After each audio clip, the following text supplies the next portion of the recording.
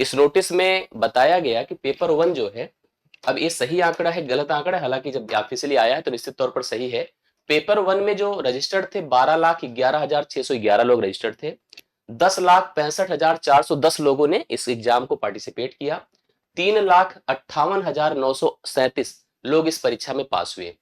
अगर मैं 12 लाख के ऊपर 3 लाख को कंसीडर करता हूं, क्योंकि यहाँ 12-11 है, यहाँ पर 3 है, तो आप यहाँ पर नियरर 33.33 मतलब एक तिहाई के हिसाब से, हालांकि एक तिहाई नहीं होता लेकिन एक तिहाई के हिसाब से लोग यहाँ पर क्या हुए, पास हुए हैं। 33.69% पासिंग है। ये पेपर 1 के लिए है। पेपर 2 में 21,56,459 लोग रजिस्टर्ड हुए थे। 18,67,428। एक चीज आपको दिख रहा होगा कि पेपर 1 की तुलना में पेपर 2 में ज्यादा लोग पार्टिसिपेट किए हैं, मतलब बीएड की संख्या ज्यादा है। आप देखिएगा 18,67,428 लोगों ने एग्जाम दिया था। 3,46,738 लोग, मतलब इस संख्या से कम ही लोग पास हुए हैं। 18.56% का रिजल्ट था। ओवरऑल अगर देखा जाए तो 26,49,129 रजिस्ट्रेशन था। 23,24,625 लोग अपीयर्ड हुए थे। 5,97,061 लोग पास हुए, मतलब कुल मिला के 25%, एक चौथाई रिजल्ट था। ये हमको क्या बताता है? हम जब सीटेट तैयार करते हैं, आप मेरी बात को समझिएगा, जब हम सीटेट तैयार करना शुरू करते हैं तो हम ज्यादातर हमारा फोकस जो होता है, मैं आपको जब सीटेट की प्रिपरेशन की बात हुई थी तब भी मैंने आपको स्पष्ट किया था, मैं बार बार आपसे यही चीज कहता था कि आप सीटेट जब पढ़ रहे हैं, सीटेट के लिए सोच रहे हैं, तो आप कंटेंट पर भरोसा करिए। जिनका कंटेंट अच्छा था, जिन्होंने कंटेंट अर्थात जो थ्योरी सेक्शन था उसको अच्छे से पढ़ा था, उनका रिजल्ट अच्छा आया है, ये बात एकदम श्योर है। क्योंकि हम सब जानते हैं सीटेट में जो पेपर आपका जो पैटर्न होता है वो शिक्षण ओरिएंटेड होता है। अक्सर सारे पेपर में 50% 40% आपको शिक्षण का हिस्सा दिखता है। और शिक्षण एक ऐसी प्रक्रिया है जिसको आप एक थीम से पढ़ सकते हैं। एक थीम का मतलब सीडीपी को अगर बेस बना लें तो उसका उपयोग करते हुए सभी विषयों में शिक्षण की एक्टिविटी को देखें तो आप अच्छे से कनेक्ट कर सकते हैं। मतलब अगर सीटेट की तैयारी जो है उसको अगर आप एक विषय से केंद्रित करते हुए सभी विषयों के कंटेंट को थोड़ा अच्छे से प्रिपेयर कर लें तो आप आराम से प्राथमिक का रिजल्ट तो अच्छा कर सकते हैं, अगर प्राथमिक वालों की सोचा जाए। लेकिन जूनियर में जिसका कंटेंट खराब था उसको दिक्कत हुई है। कंटेंट जिनका जिनका पुअर था उनको दिक्कत हुई है। वो केवल शिक्षण के भरोसे वो अपने रिजल्ट में उनको रिजल्ट प्राप्त नहीं हुआ, पास नहीं हो पाए। तो अब यहां जब बात हम इसी को लेकर चलेंगे यूपी टेट के लिए, क्योंकि आप सबको पता है यूपी टेट का फॉर्म भरा जा रहा है।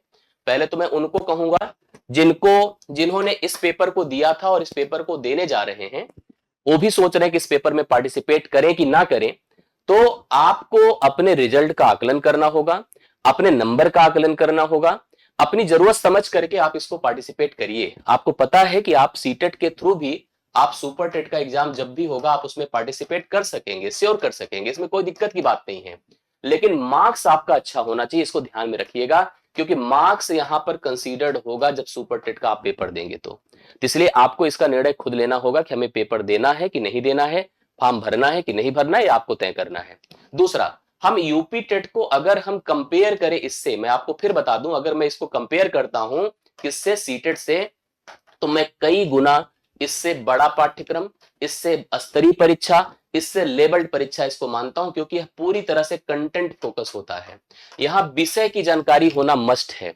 यहां विषय अगर आपका अच्छा है तो ही आप बेहतर कर सकते हैं, आप इसको समझिएगा। आप लोग हमारी बात से क्लियर है, ताल्लुक रखते हैं कि नहीं रखते, जरूर बताइएगा।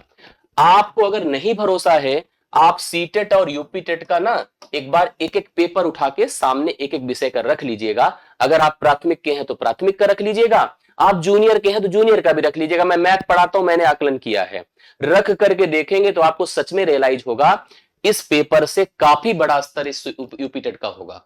और होता है, हमेशा से यही रहा है और आगे भी यही होगा, ये आप श्योर मानकर चलिएगा।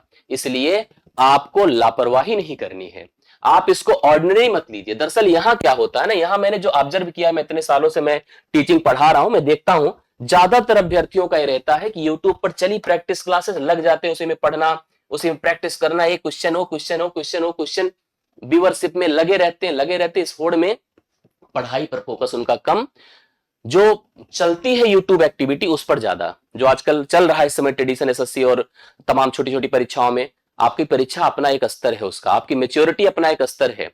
आपको पढ़ने पर समझने पर और कंटेंट पर भरोसा करना पड़ेगा, तब आप सिंसियरिटी के साथ पढ़ेंगे तो ही हो सकता है। यूट्यूब की इस होड़ में जहां मैं यूपी पुलिस यूपीएसआई को पढ़ाता हूं, उनकी दुनिया आपकी दुनिया से अलग है। वो लोग ज्यादातर रीलबाजी और चीजों में कनेक्टेड है, और वही चीज अगर आप भी देखना शुरू कर दोगे तो आप अच्छे टीचर नहीं बन पाएंगे, और टीचर से पहले आप अच्छा रिजल्ट गेन नहीं कर सकते, क्योंकि यही पढ़कर यही सीखकर कल आपको खुद अध्यापक बनना है। इसलिए आपने जो माहौल देखा, जिस चीज को हाइप क्रिएट करी, जो चीज आप यूट्यूब के माध्यम से कनेक्ट किए, उसी ने आपको धोखा दिया और यहां परिणाम खराब होता है। अब जब यूपी टेट में भी यही हम करेंगे तो गलत होगा, तो इसलिए आपको कंटेंट ओरिएंटेड होना होगा। मैं अगर विषय पढ़ा रहा हूं तो पूरे कॉन्फिडेंस के साथ सभी टॉपिक को बहुत अच्छे से क्लियर करते चल रहा हूं, नोट्स बनवाते चल रहा हूं, जिससे कहीं भी आपको दिक्कत ना आए। आपको यूपी टेट को पहली चीज, पहली प्राथमिकता में कंटेंट ओरिएंटेड होते हुए विषयों को अच्छा पढ़ना होगा।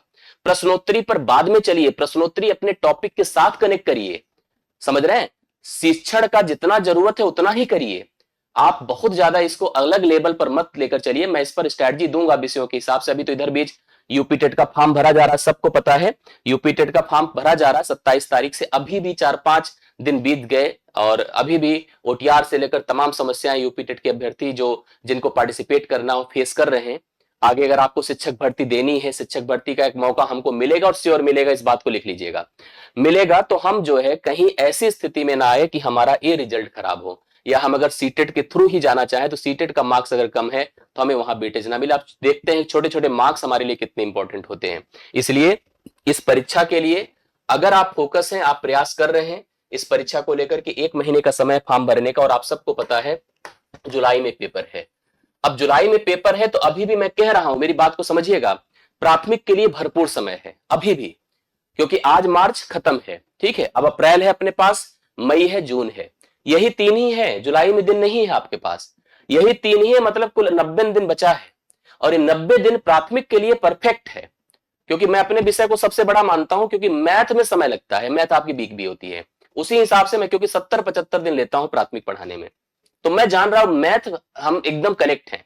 बट जूनियर के लिए अगर सोचा जाए तो समय उतना नहीं है कि आप बहुत ऑर्डिनरी लेकर समय को गंवा सकें। एक एक दिन, एक एक मिनट, एक एक पल इस समय कीमती है, आप समझिएगा, क्लियर है ना? एक एक पल आपका कीमती है। इसलिए आप फॉर्म भरने की प्रक्रिया दिन के 1 घंटे के लिए सोचिए, इसके अपडेट्स आप दिन के 1 घंटे के लिए सोचिए। अगर आपको समस्या तो हमें भी कमेंट करिए, हम उसके आधार पर आपको वीडियो सोल्यूशंस देंगे, जो बातें करेंगे हम आकर आपको अपडेट करेंगे। लेकिन पढ़ना लिखना आप एक भी दिन गैप मत करिएगा, समझ लीजिएगा। अगर यहां कोई कंप्रोमाइज होगा तो दिक्कत होगी, समझ रहे हैं? इसलिए भैया सीटेट के प्रभाव से बाहर आकर के यूपी टेट के कंटेंट पर फोकस करिए, बहुत जरूरी है चीज, ये इसको ध्यान में रखिएगा, ठीक है। वो फॉर्म भरने को कोई समस्या इधर उधर की चीजें आ रही हो तो आप बता दीजिएगा। बाकी पाठ्यक्रम को लेकर के हम एक जनरल अपडेट करेंगे।